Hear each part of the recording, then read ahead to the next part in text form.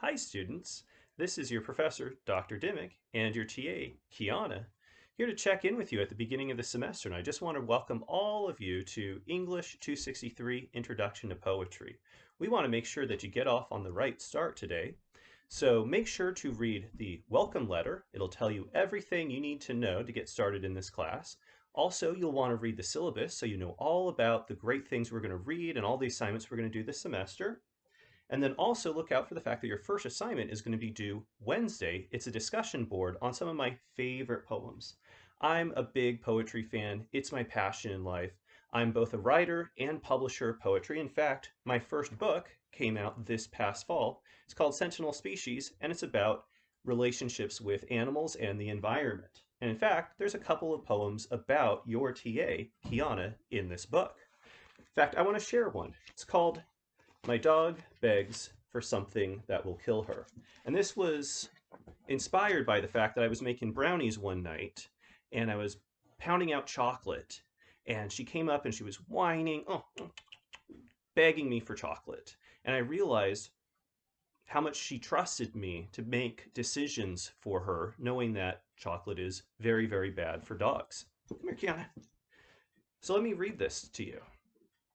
So this is called, again, My Dog Begs for Something That Will Kill Her. She stares up at the counter, watching me hammer bricks of baker's chocolate into tiny daggers, as the double boiler hisses to melt the cyanide chips into velvety hemlock cocoa. She flares her nostrils, licks her chops, props her ears up to plead. I've taught her that the most pathetic submission will win her a cantaloupe rind.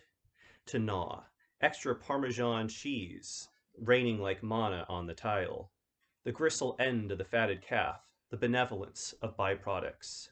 Sitting in the Food for Less cart as a kid, I cried when I could not have the black licorice with the dead cartoon rat.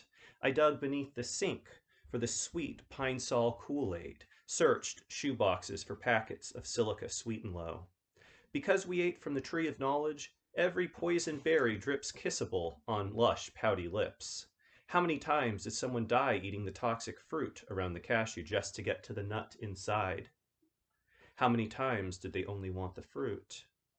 Despite the instinctive whines and salivation, she trusts me not to slither down from the butcher block, offer a handful of M&Ms, and promise the wisdom of mankind.